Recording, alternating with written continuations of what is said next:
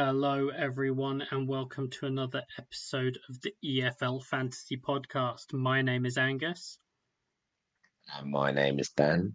and we are not joined by Jamie this evening, who has been on, let's say, parental duty, so he can't join us this evening. So it's just the two of us. To recap, I have already forgotten the game week 6. Heading into a 2-game week, which is always fun as well. But first things first, Dan, how are you? Yeah, not bad. Interesting week in Gaffr, as we'll talk about throughout the season. One day Luton might get a point, but otherwise we'll be back down pretty quickly. Yeah, it's not ideal at the moment, but still a long way to go. Particularly as you keep saying with the fantasy games as well, a long way to go this season. So plenty of time for things to change. It's a normal format. Obviously, we're going to sort of go through our teams. We'll go through the key games and the other games, and then we'll hit on the questions. I don't think we've had too many this week, which might help us sort of spring through them a bit quicker. I think most people did, you know, go along with our request to not have Ryan Manning questions, because we will discuss everything around Ryan Manning this evening. But first, we will go through how we did this week. So I'll touch on my team first. 65 points. Captained Leif Davis, which looked like it was going to be amazing until he went off injured just before half time. But that was still 16 points. Joel Pirro, 15 points. Vice Captain Sarah for 9.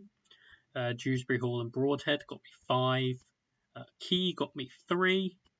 Hladky also got me 5. Nonto and Rowe 3. Armstrong 2.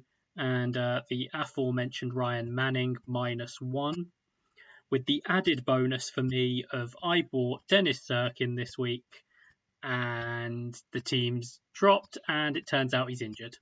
So that was fun for me. So that will require a change there. But it's a red arrow. Not a great week. Salvaged a little bit by Pirro today. So it's a red arrow down to 346. I can't remember what I was before. So need to pull that back a little bit. But, given that it was looking like a really bad week, it feels like it's sort of been redeemed a little bit today. So can't complain too much. Dan, how did your week go? Yeah, my week was a lot better, thankfully. 85 -4. Um, I'm forgetting my transfers. I did Clark and Kakai in for Jordan James and Brian from Millwall. Captain Sarah for 12, Vice Captain Clark for 16. I had Key for 5, Stacey, which was probably the difference between me and a lot of teams, 15, Davis 8, Manning -1, row 3, Dewsbury Hall 5, Pirro up front 15, Armstrong 2, and Broadhead 5. Um, I sort of felt like I got away with it because I benched Somerville with 3 points, and he went off when they started to go a bit crazy in the second half. So I sort of got away with that as well. I think about a 40 place green arrow to 84th, so inside the top 100 with 2 boosts to play. So yeah, I'm going well. Some issues in defence though, so um, definitely a transfer happening in that position. Yeah, and I'll just round off with the pod team. Not much to say about the pod team. It didn't do well this week. 61 points. Broadhead captain, Davis vice captain, Piero. We had, we had then Sarah, Dewsbury Hall, Somerville, Van Evike, and Rushworth. We also had Manning, Froppy Jensen, who only came on at half time, and Armstrong 61 points, and we finished last in Thursday Night Wars this week. So not ideal there, but we have sort of 2 game weeks in quick succession to try and rectify that. So that'll be quite nice.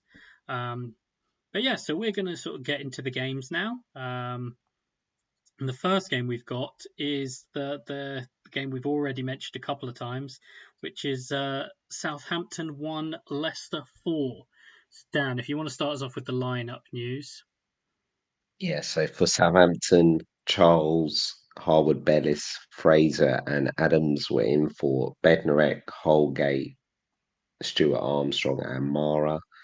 For Leicester, Justin, Mavididi, Vardy were in for Foes, Akgum, and Iliacho. Also, news of Cody returning to the bench. So I don't. It won't be long before Cody's in. I think. Yeah. Yeah, I think that was obviously the big news for them. I think, but yeah, so this was a bit of a mad one, really. We obviously had the very quick opening goal.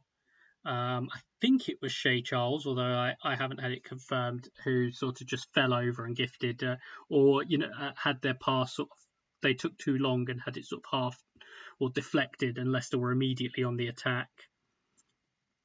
Um, and Jamie Vardy obviously got the opener. McAteer got the second goal, assist from Dewsbury Hall. Southampton did get one back through a dozy with the Che Adams assist. Wilfred and Didi made it 3-1 with an assist from Mavididi. Mavididi then had an incredible miss through one-on-one before he did take one to make it 4-1. And Sulemana got sent off right at the end of the game just to round out Southampton's misery. Do you think that was a red card? It's harsh, isn't it? Real time, I thought it looked like a red. On the replay, I it don't didn't think you look as did. bad. So I sympathise with the ref because when I saw it real time, I thought it was bad. I don't think it'll get overturned, though. I don't think. No, I'd be surprised, but yeah. So that's where I'm not 100% sure, but like I say, because I thought it was a red real time, I can't sort of criticise the ref too much in that regard. But yeah, so let's get into this. Um, I don't know what you want to say, Ang. It was absolutely bonkers. I think it's Couldn't believe what was going on. no, I think it's best summed up where I was genuinely speculating multiple times whether Southampton, particularly defensively, had been drinking. Um, it was that bad at times in terms of just what they were doing and everything. Um, and I think that's where I think we both said we obviously had a disagreement over Russell Martin last week. We both said we felt for Russell Martin almost in this game, where it was just like you can't even blame him.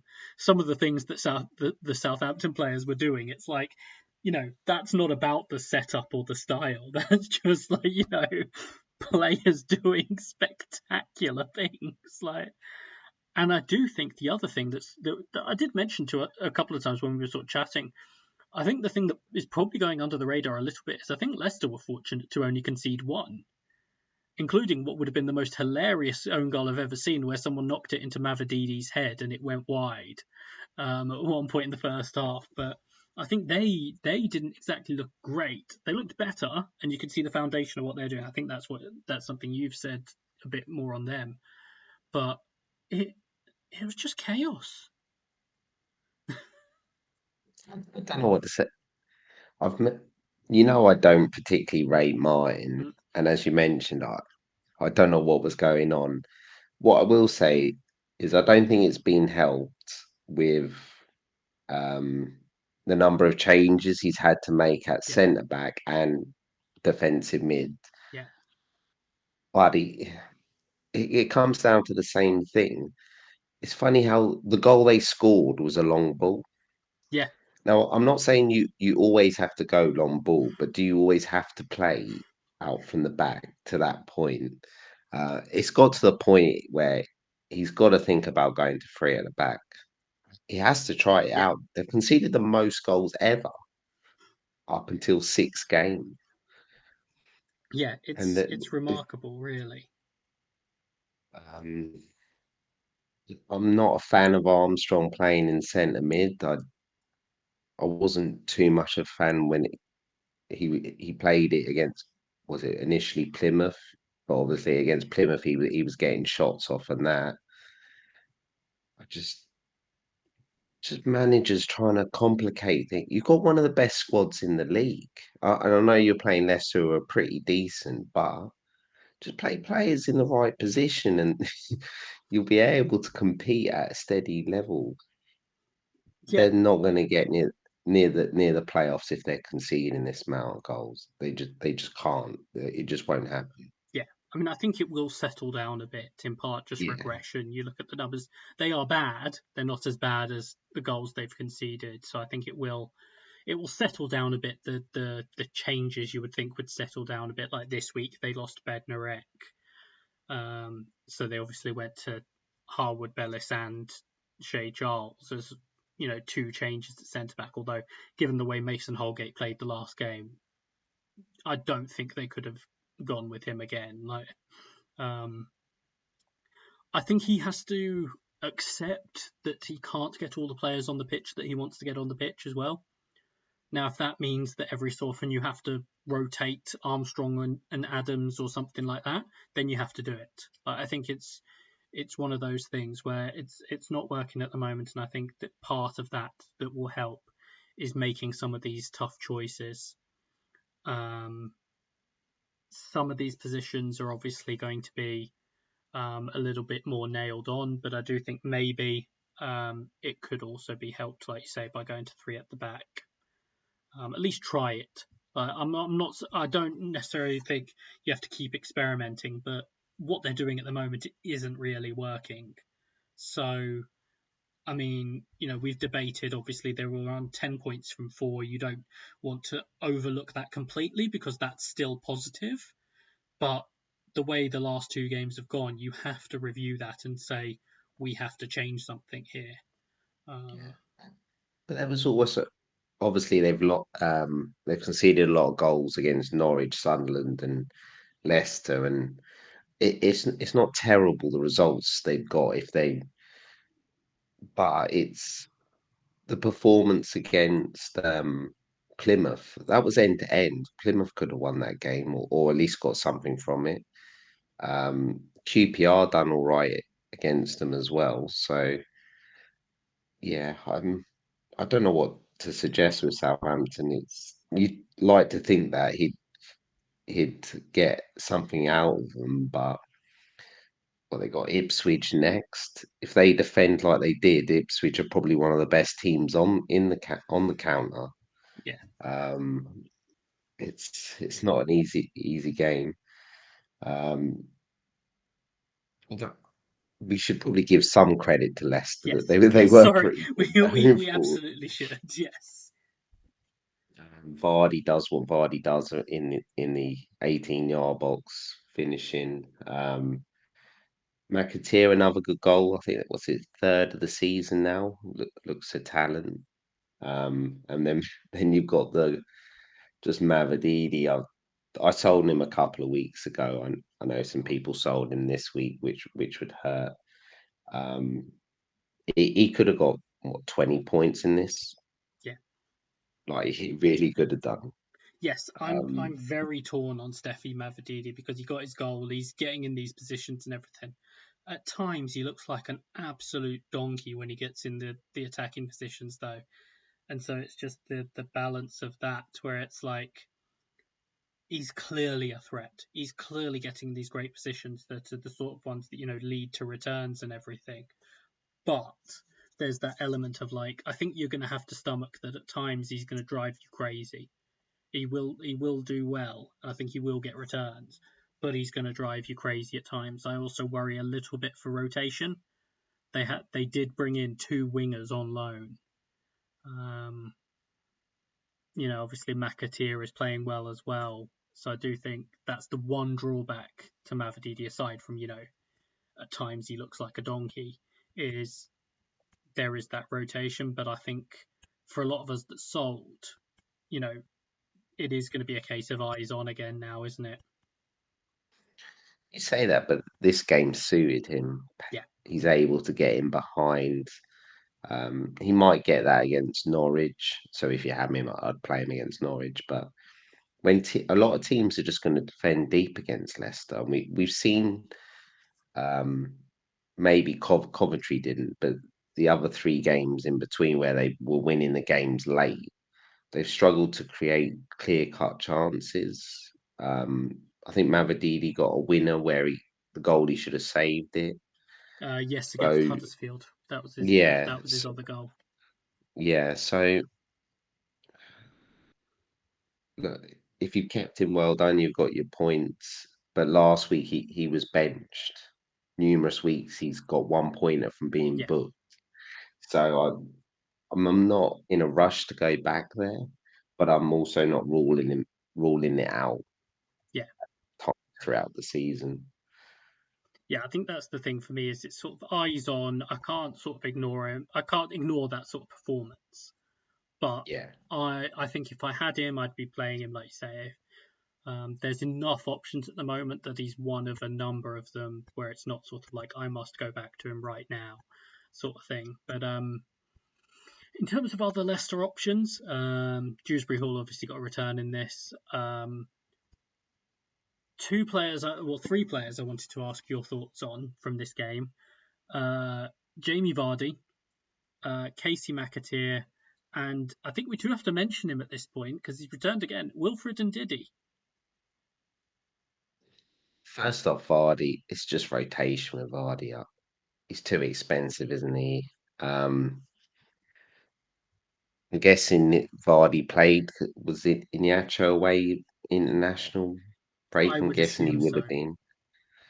That probably plays a part into it. McAteer, I like, decent price, but like you mentioned, they've got so many wingers, and is he going to come off if they're not doing well? He's young. He's the easy one to bring off. Um, and trying to remember that. Indeedy, Yeah, we ever since I was watching him pre-season, it's been pretty obvious that the two eights, which have been Ndidi and Dewsbury Hall, are going to get forwards. Um, so I'm not surprised he scored. I think he scored a couple in the cups as well. But there is Cassadai waiting in the wings. So, and do you really want to use a midfield spot on Ndidi? I'm not sure we do. But KDH, you got to have him. yeah, He's just going to tick over. I was hoping Mavididi was going to square it to him because I didn't have Mavididi. I was like, yeah, well, everyone's KDH anyway. So, yeah. um, The one he missed, Vardy was screaming at him for, which oh my God. Can you imagine if they didn't win the game yeah, in the it would changing have been room after? incredible. Um, But yeah, so if people are looking to add more Leicester, like let's assume people have Dewsbury Hall, where's the first point you would be looking beyond him? Is it a defender or is it another attacker? to be honest, I've not really thought about Leicester, to be honest, because there's too much. It's been too much up in the air, but Yeah, I'm not sure defensively they're that great as well, and yeah. they Doyle don't really get playing any. like at an orthodox centre back in this game didn't help either in terms of the feeling about him. I mean, his error for the Southampton goal was amazing, where he manages to just go past the ball. Wait, well, he does a dummy. Yeah, He dummied himself. I'm not quite sure what he's trying to do, but yeah, it's weird that I think they're probably going to go up or be near the top, and I've not really been that interested. I had Castagna to start. I had Mavididi, but I'm just keeping Dewsbury Hall. And if anything comes about, then I'll move there. But yeah, I'm not jumping at anyone. yeah. I think it's tough to sort of justify any of them really. So we'll see how it goes. But I think probably at this point the next one is probably Mavadidi. But we'll see how it goes with them. We do have to talk specifically. We've obviously about Ryan Manning. We've sort of spoken around him, but in terms of people, a lot of people want to sell Ryan Manning.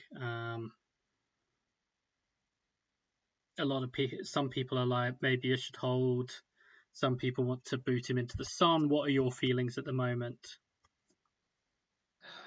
Been high on Manning, especially through pre-season, and you just think he's going with Russell Martin to a better side, but he had that spell where he got booked.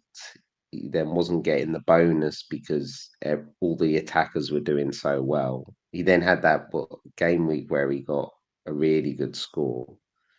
There's been a couple of game weeks where he hasn't got a penalty or should have got an assist and things like that. So, but they're conceding so many goals. It's ridiculous, really. Um, I'm not I'm not in a rush to sell him, but I can't fault anyone who is now when they're basically conceding against any decent side 3 or more goals. Yeah, it's tough to justify at the moment. The thing with him is you can go to basically anyone as well. In terms of because you can go to anyone because him and Walker Peters are the most expensive defenders in the game. So aside from teams you've already got 3 players from, you can go to anyone. And even though I think there's been times at this point where the defenders, a lot of the defenders aren't sort of, the picks we thought they would be, where we thought we'd want, 4 or even 5 defenders. Um, there are enough of them about at the moment, whether it's sort of Preston defenders, Birmingham defenders, um, Mumbar, the Norwich fullbacks are both doing well. All these sorts of guys that are putting their hands up. That it's sort of tough to remotely justify, and so I think it provoked. I think the fact that there are those options also make it awkward to hold Manning. But I do think for people who are on the likes of Leaf Davis, I'm trying to think. I'm sure there were other defenders that were issues. I mean, Rankin Costello Yeah, is one who's up in the yeah, air at the moment. I've got Sirkin. If anyone else has got Sirkin, he's now an injury issue. If anyone went in sort of early for Spence, for example, he's now an issue. That sort of thing, where it might mean that people hold Manning for another game week. But I think barring some dramatic change, like he is going to be one that is in there on the chopping block for a lot of people at this point. It basically just depends on whether you can almost afford to get rid of him now or whether you've got other fires. yeah. Um, like I said, I've got Rankin, Costello, Davis. I brought one of the defenders right down to Kai as well from QPR, Yeah, so I might be going into the game week where I'm only happy to play Stacey, and they're playing Leicester anyway, so you wouldn't even think they'd get a clean sheet anyway. So yeah, but do I really want a -4 or something like that? So, and Manning's going to play as well, yeah, so I might just have to keep him just because I might have to get rid of like Ranking Costello or something like that. But yeah. Like I say, with the likes of Sirkin for me, who's going to miss out, um, it's one where I might have to hold Manning an extra game week, which is not ideal. But I think it really does, as we've said, we've talked about our situations. It really just does come down to who you've got. If you're someone out there who has Stacey, Potts, um, Lumber, Mumbar, that sort of thing. If that's the sort of defence you're working with, and you've got Manning, it's an easier sell at this point. yeah, But we'll move on. I do think that is the game that will take comfortably the most of our time. So we will sort of shift on a little bit now. The next game we've got is QPR 1, Sunderland 3. So, Dan, if you could just talk us through the team news from this one. Yeah, so QPR were unchanged. Sunderland, couple of changes. Huggins and Burstow were in for, as you mentioned numerous times, Sirkin and Bradley Dags. So obviously, I don't know what's happened to him, but he didn't show up. Um, and Roberts was on the bench, which is always a good option, isn't he, Roberts? Now he looks like he's definitely here till January. Yes, I have to admit, I didn't read the Bradley Dack sort of comments that were also in the piece I read about Sirkin because I only got as far as the Sirkin comments and just got annoyed about it. Um, so I have another look at that. But obviously he missed out, which is good because I was very much considering him as a punt, and it was going to be Sirkin and Dak. So imagine if I'd done that. I might have quit the podcast. Sorry, I've actually gone on holiday early. um, but yeah, so we've got the action, of course. So we had QPR actually took the lead. Kenneth Powell from outside the box, an assist for Chair. Jack Colback got sent off after about 20 minutes. Yeah, And definitely a red card. yeah, and right before half time, I think it was about the 8th minute of added time, Jack Clark did get the equaliser with a Huggins assist, just to make me feel even better about Sirkin missing out. I enjoyed it. I brought in Clark. Yeah. You then had Dan Ballard put them ahead, and then Barr got the third with an Auchiche assist. That's probably not how you say his name, but I haven't sort of worked it out at this point, so we'll see at some point how that goes. It's obviously quite interesting, this game, particularly obviously QPR taking the lead. But what are your sort of initial thoughts about these two teams from this game, Dan? Yeah, I was quite impressed with QPR to start off with. They looked quite dangerous. But the red card was a key point of the game, correct decision. Um, and then obviously Sunderland get on top of the game. Their ability, their attacking players finally wore down QPR. Happy to get Clark return, uh, having brought him in. Um, I think I mentioned a few weeks ago that they weren't playing terribly. It was a bit of bad luck. They had the famous Preston game where the two goals were a bit lucky against them. So yeah, I think they're starting to get back to the sort of form they had last year when they reached the playoffs. And obviously, a lot of their players are a year more experienced, so they know what levels they've got to get to do well in the championship. And what I think they're seventh or eighth, just outside the playoffs. So yeah, they've done well the last few games.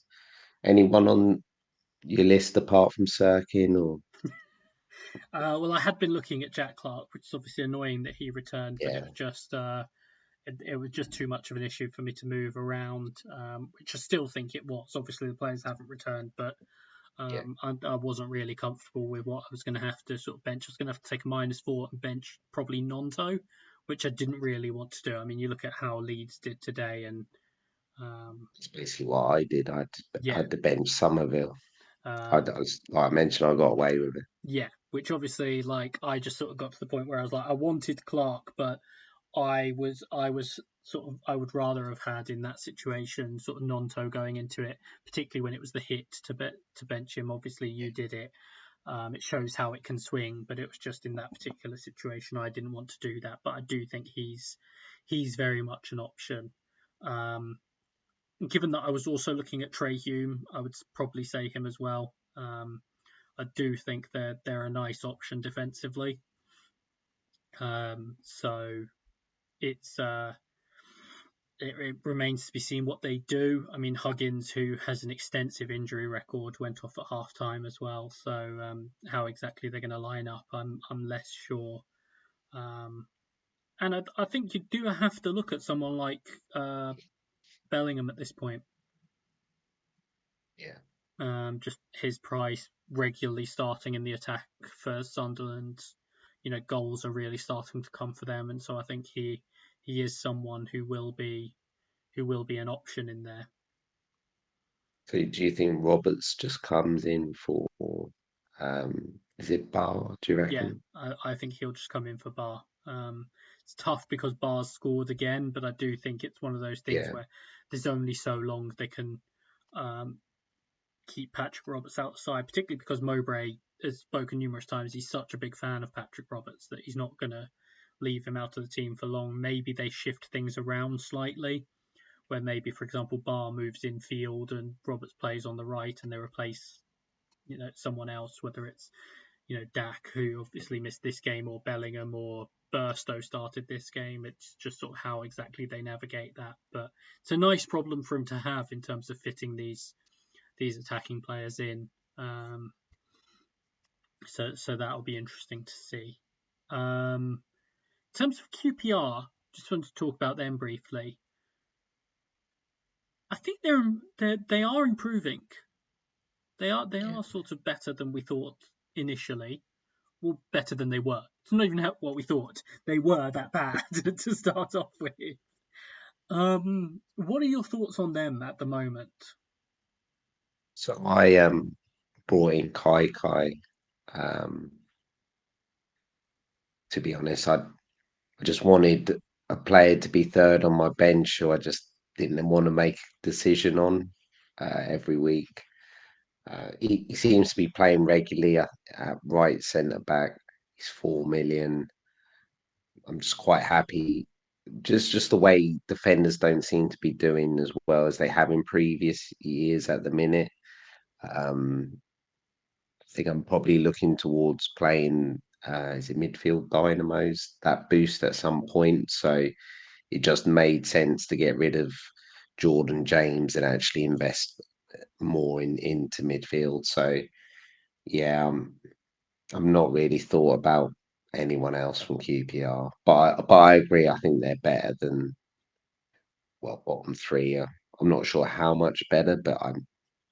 Whereas I thought they were definitely probably going to go down. They seem to be competitive, so it's probably not quite as easy as we thought at the start of the season. Yeah, I mean, I think he's not going to sort of score all the time or whatever, but I do think Pal we saw last year can be an option at times, particularly if they are going to be a little bit more solid. I mean, obviously, I'm not backing him sort of to score goals consistently or anything, but they have been a bit more solid. He will play regularly. Obviously, it's difficult to assess this game when they've played 70 minutes or whatever with 10 men. So Yeah, but I do think that we might actually be looking at them at certain points as potential options, whether it's to fill out sort of boosts or anything like that. Will be there will be options there from them. Um, the next one we've got is the Saturday night game, Cardiff 2, Swansea nil. Dan, talk us through the lineup news in this one. yeah. So three changes for Cardiff. On with the goalie, Wintle and Ugbo were in for Renarsson, Rules and Tanner. Swansea they made quite a few changes. Darling, Pedersen, Timon, Fulton, and Lowe were in for Kabanga, Norton, Ashby, Cooper, and Cullen. Um, just doesn't feel like um, the manager knows his best 11. They obviously did make quite a few signings towards the end of the window, especially at wing back. So still trying to get them settled. Yes, that's the lineups. Yeah, so obviously, big result for Cardiff. I think they probably were the better of the two teams. Yeah, Um, It took them a while to actually get on the board, though. So in terms of the goals themselves, you had Ollie Tanner open scoring it in the 71st minute, Collins with an assist, and then Aaron Ramsey with the penalty to make it 2-0. Obviously, I said that Aaron Ramsey turned down the move to Saudi Arabia because he couldn't score against Swansea there. One of the rare things with a player of this profile where, scoring a goal against Swansea is a dream come true. But what are your thoughts on this game or these teams?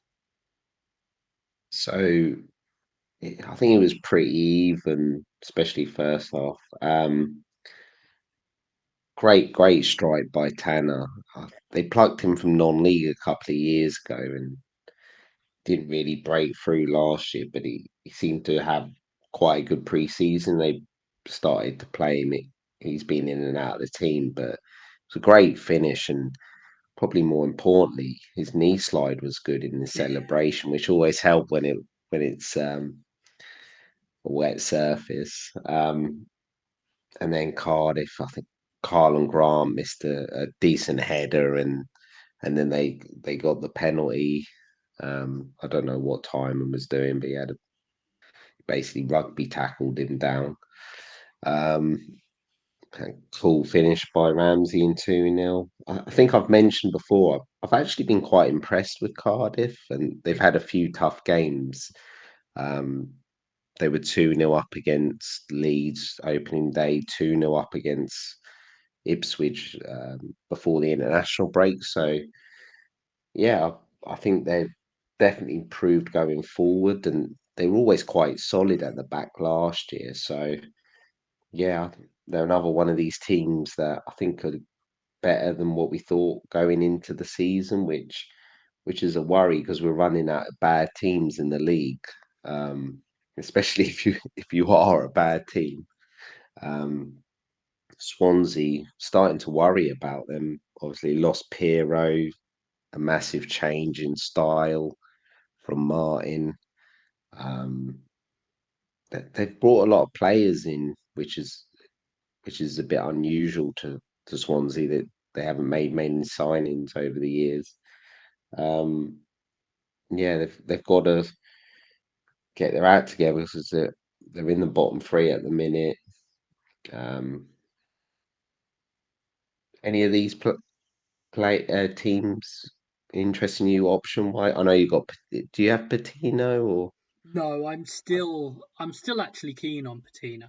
I do think he's Yeah, played well and um, he's well involved, and we've talked about him, and so he's still on radar for me.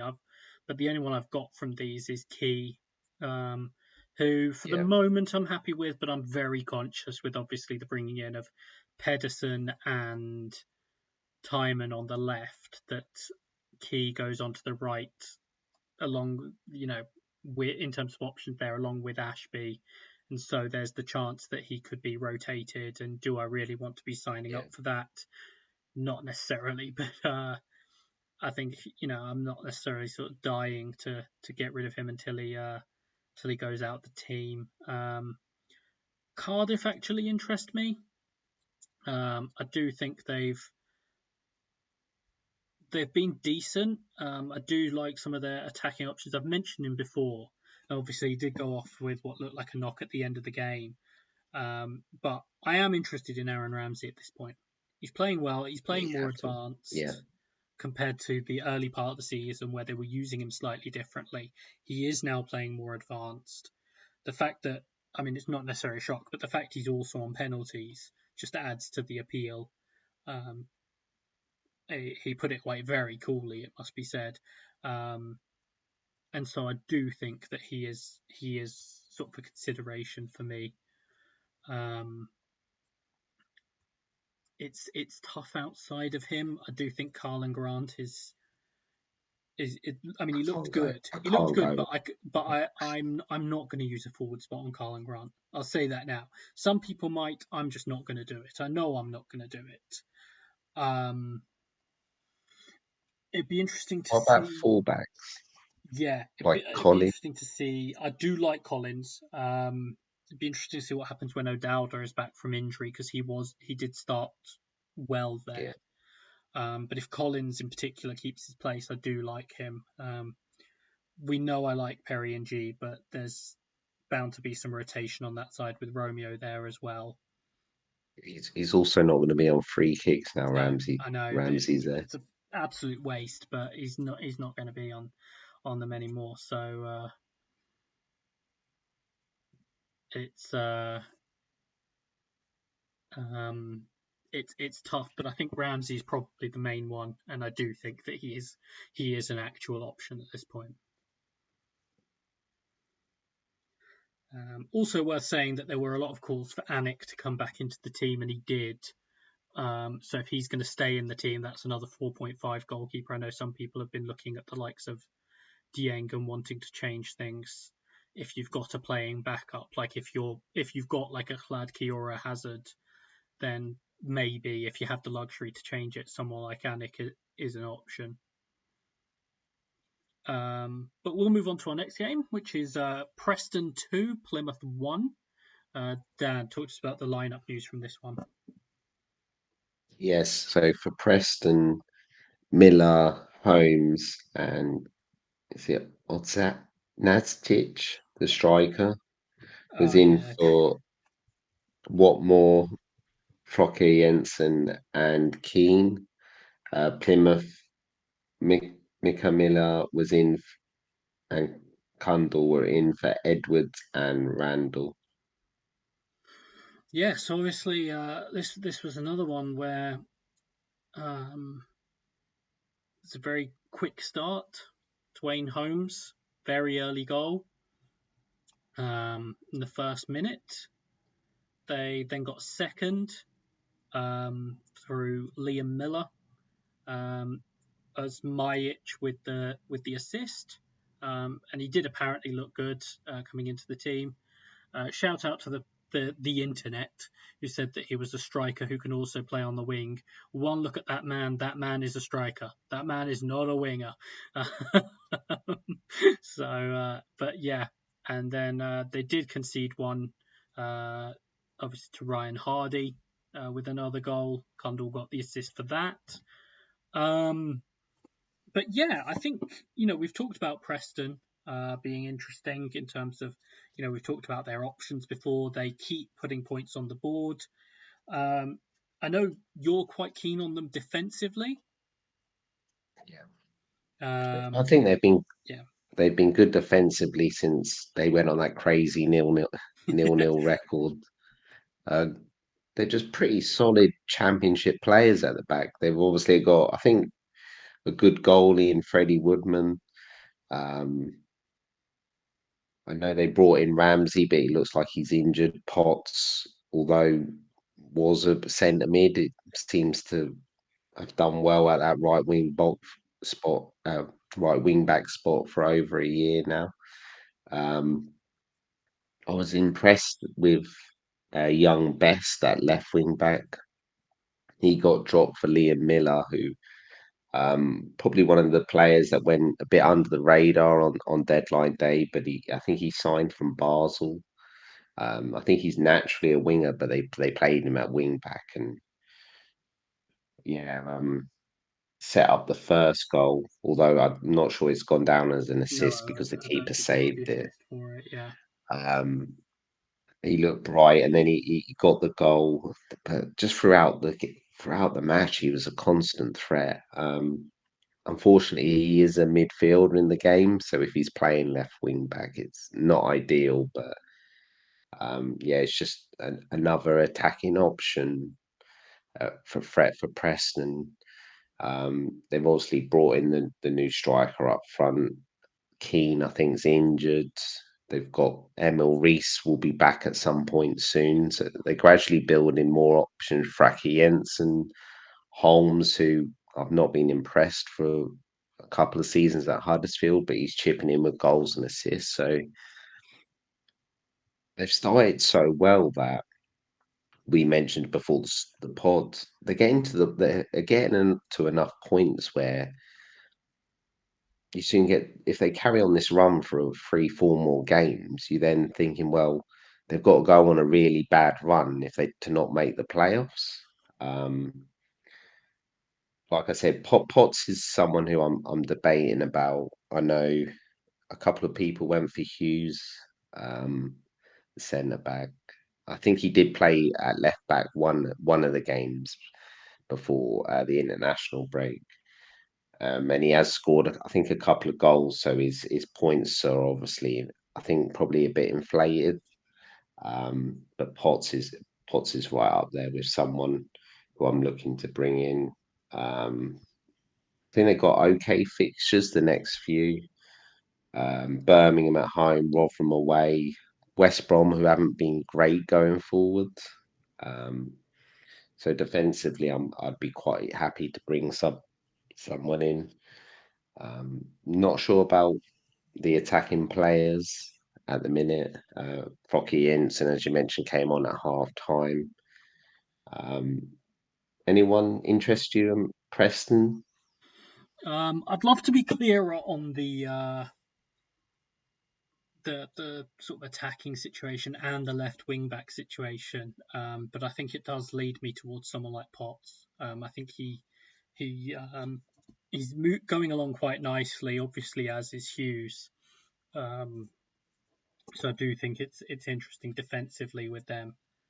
So that's probably where I'd be looking, um, particularly as they've got those increased attacking options now.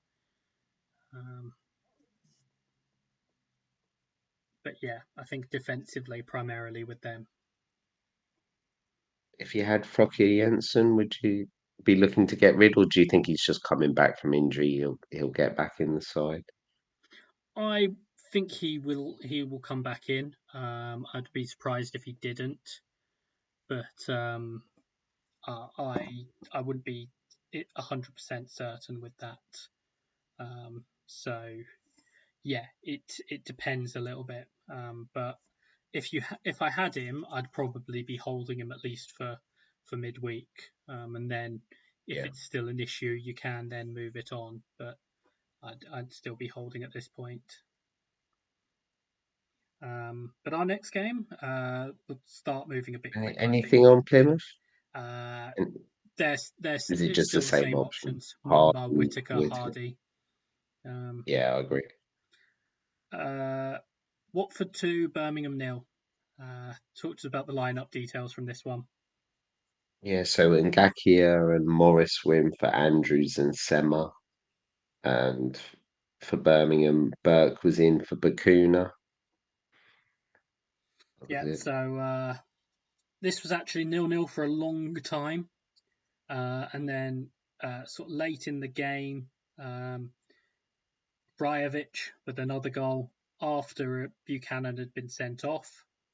And the 88th minute, 91st minute, Rajovic breaks the deadlock, Asprilla assist, and then Andrews scored in the 96th minute with a Chakvatadze assist.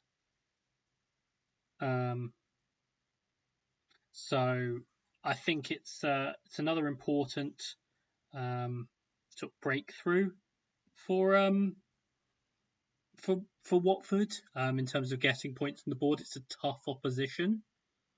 But just to cover off these two teams, are there players that you're looking at from these two at this point? I think Watford have been pretty good defensively, barring that crazy game against Coventry. I think the other games have been under 1 XG in each game. But it's just where do you go? They've changed both their fullbacks here. Um, I'm not sure I'd want a centre back, to be honest. I got rid of Laos a few weeks ago. I'm guessing the striker, uh, is it Rokovic? You Rajovic, have to yeah. be looking. Yeah, I think you've got to be looking at him. He looks like just a penalty box striker. I don't think he's going to be on the end Yeah. of things. So and Martin's for numerous weeks. he just loves a shot. Yeah. We've mentioned this a few times, and he seems to be adapting to the championship a lot better now. So yeah, for Birmingham, it's not the best result. Um, Still ticking along all right. It's in there. I think they're still roughly in the playoffs. I want to go defensively on them. Laird is the one, but I want to see the situation between him and Drame. Buchanan on the left, and obviously got sent off, so can't go there. Um, Not sure about them attacking wise at the minute. No, I mean, Um, we've talked about Stansfield. He's probably the only one I'd look yeah, at in part because of his price. Um, yeah, but yeah, I think I want to know how it shakes out between Laird and Drame, and particularly with Buchanan, who will obviously be suspended now, but how exactly that all shakes out, probably yeah, before I go there. Um, and as you say, I think Rajovic is probably the most interesting one from Watford. So that brings us on to today's game to round off our key games. Millwall 0, Leeds 3. Dan, give us the lineup news from this one. yeah. Bykowski, Longman, Campbell, Denor were in for Sarkovic, Hutchinson, Saville, and Fleming. And for Leeds, Byron was in for Shackleton. Um, they did have a few of their signings on the bench. Kamara, no Spence though. No, so obviously in this, Pirro opened the scoring with a Rutter assist. Uh, Bit of controversy about the move building up. I don't think it was a foul on Nisbet personally. I think he actually left his legs sort of dangling behind, and that's what made contact. Millwall were basically dominating the game at that point, and it was sort of on the counter, and then it was nice at one touch, non-toe to Rutter to Pirro, really nice first touch, and then uh, sort of finished well. You then had in the second half Pirro with another goal, Dan James assist, and then Rutter with a goal. It didn't go down as a Dan James assist, even though he was the one who played it cross. I think the deflection actually took it to him and took the other defender out of the game, and he Yeah. finished it quite nicely. But yeah, so 3-0 win for them. They're attacking players. We've talked about them before, but when they're clicking, they're as good in terms of the attack. They're as good as anyone in this league, aren't they?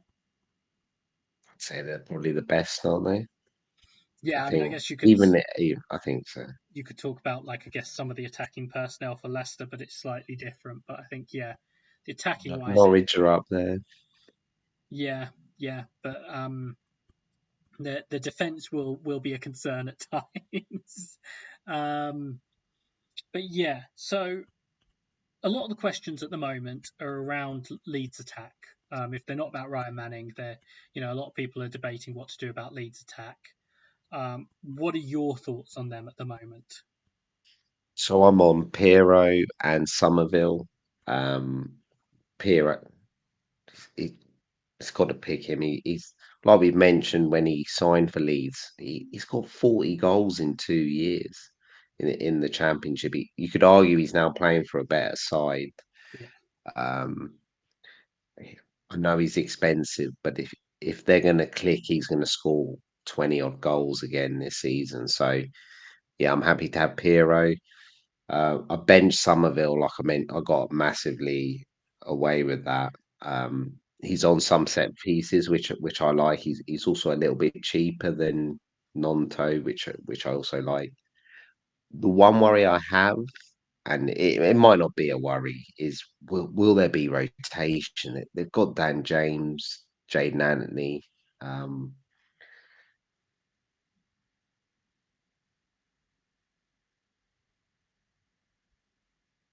but they could hammer teams. I'll be the players when they're playing. You're going to get a lot of points. So yeah, I know. I think you're on Nonto, Angus. Yes. So I'm on Nonto and Piero. I actually really like Somerville, and I think I was talking to friend of the pod, Luke Irons, and we were talking about his Somerville's corner deliveries that were really good. So I think that's something that's another positive with him.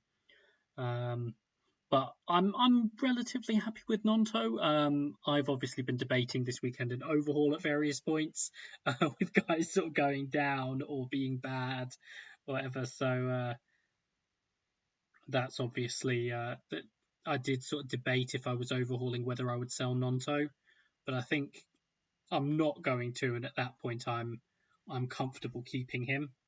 Um, I do think at the moment it will stay with that front four, with the likes of Anthony and Dan James to come off the bench, which is obviously a great option to have. We'll see how it looks as it goes forward. That will obviously be a key difference there as well. Um, Defensively, I think there are a couple of options for different reasons. One, Ethan Ampadu is ticking along. He'll play every game. Yes, he's playing in holding midfield, but like I guess there's the odd avenue to returns in terms of if he's just playing the ball forward, if he gives it to someone who then goes and scores a goal. But it's the reliability of minutes thing. It's what we talk about sometimes with centre backs, where I do think he's potentially one. And I hate saying this, but Luke Ayling, it's undeniable. It's just he was in the bonus again today. He didn't get a return. He wasn't involved in any of the goals, and he's in the bonus again. Um, and so with Spence injured, which was the one thing that was sort of like the one drawback to Ayling at this point after deadline day, and likely I think to miss a few games at least. Ayling has to be an option. I don't know. I don't know what your thoughts are on Luke Ayling, Dan. Yeah, pretty much the same.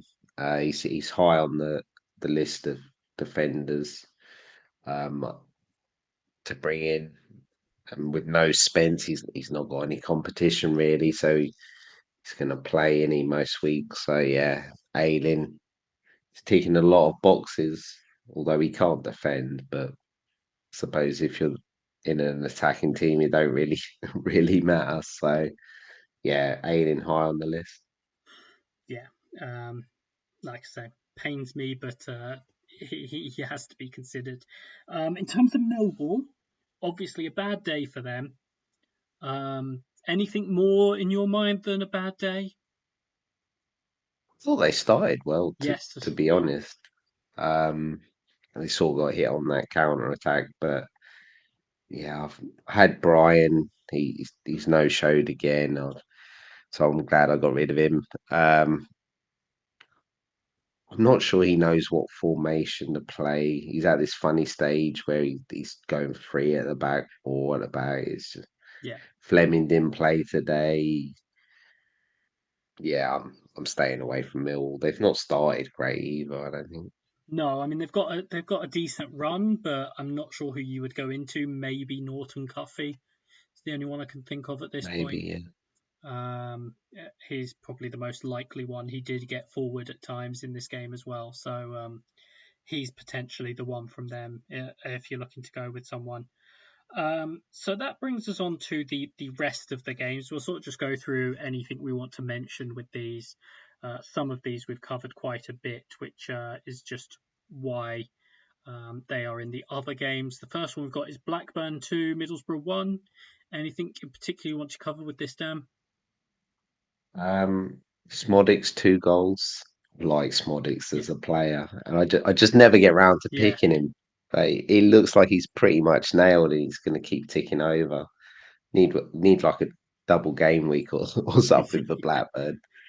Um, Rankin Costello was back in the squad, but was on the bench. They do have Britton and Pickering. He's not been great this year. Does he come back in? I'm not sure. Um, yeah, that's basically it from. I can't bash Middlesbrough anymore, but they've got the relegation 6 point in midweek against Sheffield Wednesday. yeah. Smodix was the one.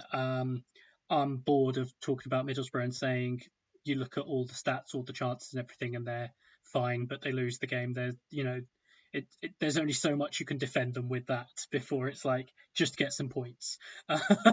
Yeah. So hopefully for their sake that happens in midweek. Next game is Bristol City 0, West Brom 0. Is there anything you have from this? I've got nothing on this game. No, me Amy. neither. We can move on. Um, Actually, I'll just give them one thing. I think Bristol City defensively, in terms of their record so far, I think is they going have under the improved. radar. Yeah. But that's about it, really, for me. Huddersfield 2, Rotherham 0. Anything in particular with this one, Dan? Roma goal and assist. Yeah, Um, and then Warnock's basically calling a meeting on Monday where everyone seems to think he's leaving. So one of the reasons why I didn't have Huddersfield in my bottom three was because of Warnock. And if he's leaving, if they don't bring someone um, up to the standards, they're going to be in a relegation battle, I think. yeah. I like Karoma. He was the one I was going to mention, Yeah. obviously, with the goal and assist. It just sort of, it remains to be seen what's happening there, which obviously will make a difference. Hull 1, Coventry 1. Anything in particular to mention with this one? Just Aaron Connolly, another goal. I don't know what he does, what's happening in Hull, but I mean, he's he got tried to another flick the goal. ball on and it happened to go in. I think Hull, I was going to say, a decent going forward. They did finally lose their title this week of having the worst XG conceded in the league. It's now only about the fourth worst XG conceded in the league. Yeah. So I suppose that's a positive for them. But I do think they are like consistently having some joy in attack, and I do think that that needs to be looked at. For Coventry, I think they struggled a little bit in this one. I think maybe the rotating of the front players isn't helping as much, and I think they were missing a couple of key players. Obviously, Casey Palmer after international duty, and I think it was Ben Sheaf was the other one missing in Yeah. midfield, which I think made a difference to them. But they're beginning to get Jamie Allen back, and it sounds like Callum O'Hare is making good progress towards a return as well, which will obviously be significant for them. Norwich 1, Stoke 0. Jack Stacey. His first goal in, I think it was 3 years. Uh, Yeah. but yeah, I think they've got, and I think it's one of those where he's obviously got the goal. I was going to say the other one that I think is being underrated is Giannoulis. I agree. He's Yeah. he's not far behind Stacey in terms of points. He's doing a lot of the same stuff in terms of the sort of stats that go towards the bonus, and so I do think that particularly if you need that saving for whatever reason, I do think Giannoulis instead of Stacey is a perfectly viable way to go. Yeah. I also like to mention, I think they've been quite good defensively as well. Norwich. I think that ridiculous 4-4 against Southampton, where Southampton got two penalties, is putting their XG conceded up quite a bit than what it has been. If you go back to the first game, um, there was a massive mistake for Delap to go through and score. So yeah, I think they're better defensively than we probably think at the minute. Yeah, I agree. And the last one we've got is Sheffield Wednesday 0, Ipswich 1. Anything on this one, Dan? It's just Leif Davis injured, isn't he? Yeah. Keep an eye out for his injury news. Yes, and this is an opportunity for me to mention. I would just say, Leif Davis is the main thing. Connor Chaplin with a goal, Leif Davis assist. Chaplin's still a good option. I think Broadhead is still a good option. Leif Davis sounds like he's going to miss a game or two injured. Beyond that, it's unclear. But it is an opportunity for me to mention this coming week, I will not be doing injury news. There are not many pressers generally speaking, between weekend games and midweek games anyway. So particularly before the Tuesday deadline, there wouldn't be much point. But I will not be doing the team news next weekend either. I'll be away on holiday. I don't take many holidays. I don't go on many holidays, so I will not be spending however many hours of my holiday gathering championship team news. It's the first time that since I started doing the team news, which has now been going on for over 2 seasons now, that I haven't done a week. I think I've earned this. So just to warn everyone that I won't be doing the team news next week. And so yeah, any team news you're looking for, you'll have to find yourselves. Scary times, I know. But yeah. I can't find the information easily. Yeah, some of it's easier to come by than others. That's the other thing I will say. Some people might get a small insight into what it's like for me every week when they try and find the team news. So that leads us on to the questions.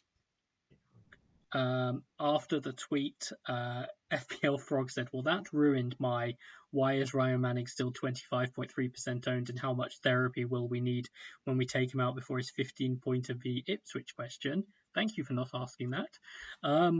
So instead, I'll ask, how is Mumba playing? Thinking of getting him in for ranking Costello ahead of his inevitable goal against Norwich. So yeah, Dan, how do you think Mumba is playing at the moment? He's doing all right. I'm not sure Plymouth are great defensively, but he's playing left wing, so it probably balances itself up. If they keep a clean sheet, he could haul like 15 points if he gets a bonus or attacking return or anything like that. So he's up there with some of the defenders we've mentioned high on the list. Yeah, and I think it's one of those things we do have to acknowledge as well. He's the second highest scoring defender in the game, so he's clearly sort of picking Yeah. up those points. So yeah, I think he's very much an option. Particularly, we talked about Plymouth's record in home games. If you've got any of that with him, it's obviously a real positive. Kyle Stoke Gaffr asked, best defender to own in Gaffr under 7.0. Any of them you like, because basically any of them are under 7.0. Nonstop FPL has asked, double up on Leeds attack with Pirro and Rutter, or too much rotation with a condensed schedule? And thoughts about those two together? If people have the luxury of getting rid of, say, Adam Armstrong, do you like that move, Dan? Well, maybe not this week, but Do you know, at pre-season, I actually was pretty high on Rutter. I think yeah, it was pretty obvious he was going to stay. I'm not sure I would do that though. I still think Piero's going to be the main man. I think I'd probably want a winger, although maybe there will be more rotation out wide, then maybe he will keep his yeah, position. yeah. I I don't think hate, it's tough, but but yeah, I uh, I probably wouldn't go with that either. it'll be a good Travis, oh differential sorry, though. It'll be a good differential though. yes, very much so. Travis McKill has asked, standout third forward options, finally able to move on from Semedo this week. Both Godden and Barnes seem reasonable, but also like some of the less expensive options. 7.4 million in the bank for a straight swap. So we've talked about Godden. We've actually mentioned Ashley Barnes. Anyone else that you can sort of think of, Dan? Hardy, see, Yeah, top goal scorer with 5. Um, and oh, Chaplin. Chaplin, Broadhead. Yeah, Um, Trying to think of anyone else. How much is the Watford striker? I, Seven I five or think seven he's. six? I think he might be too much, but 7-6. Yeah, So 7-6. Yeah, just too he's much. too much. But I think those are a few. Also potentially Adam Eder. Yeah, I just worry though. Yeah. Is he going to get rotated? I don't hate it though. If he 6-5 could be good. But yeah, I'd look at some of those other ones before I got to someone like Adam Eder as well. Gaffr Hoops has asked us, what are your thoughts on playing Park the Bus boosts regarding best players and best game weeks to play it? And saying, sorry, it is kind of related to Manning. Well, given that Manning doesn't count as one of the best players for it, it's not a Manning question, so that's fine. Any thoughts on the best sort of weeks to play it? Do you know what? Because they've defenders haven't been scoring great. I've sort of not looked into part the bus. Yeah, Um, I can see why people would want it. Um, trying to think who. I'm guessing they might have Ipswich. I think it's one of those for me where it's another. We've talked about with Park the Bus before, where I think it's as much as possible just when it falls for you in terms of a week where you have like a lot of the defenders we've mentioned who are good options. If you have as many of them as possible having a good week at the same time, then that's when Park the Bus falls for you. I don't I haven't looked. I think a lot of the weeks for playing boosts are the same weeks. It's 8, Yeah, 10, 11, 14, those sorts of things. It's not necessarily and then it's just sort of, putting together the best defense at that point, really.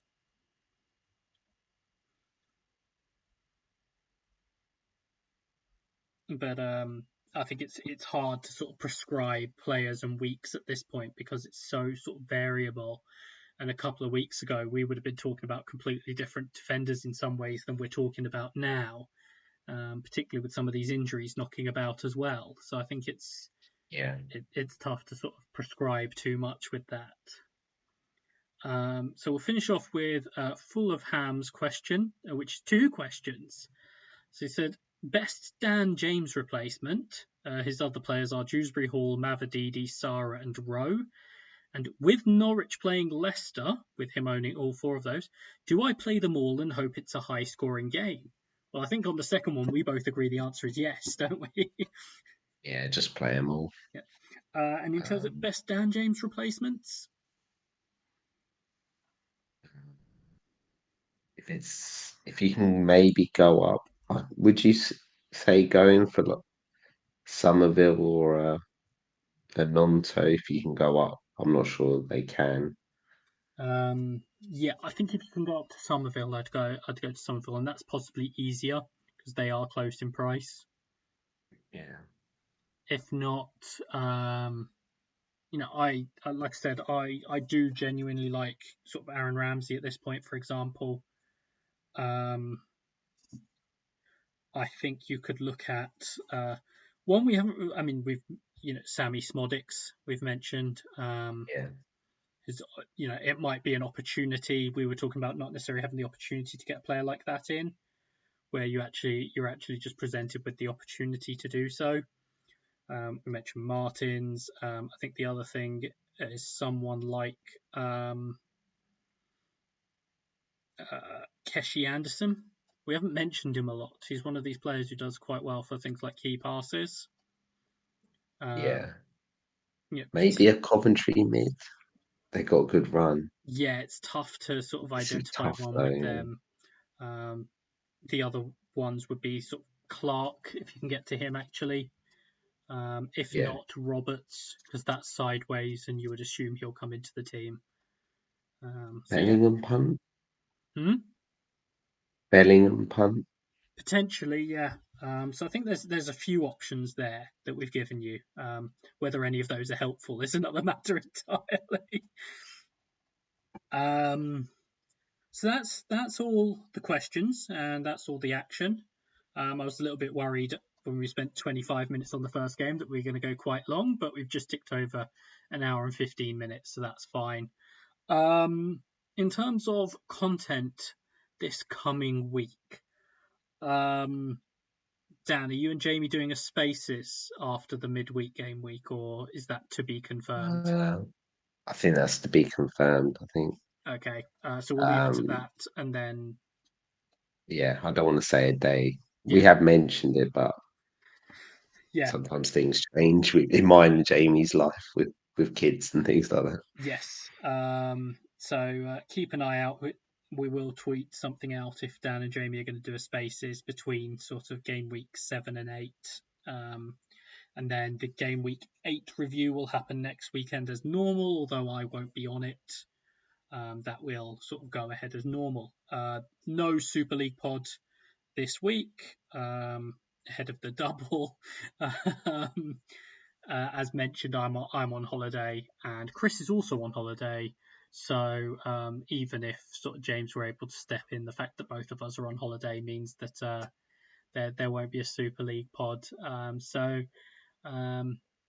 yeah, I guess everyone will have to make their own decisions for the double at this point, though it should be relatively straightforward at this point. So that's everything.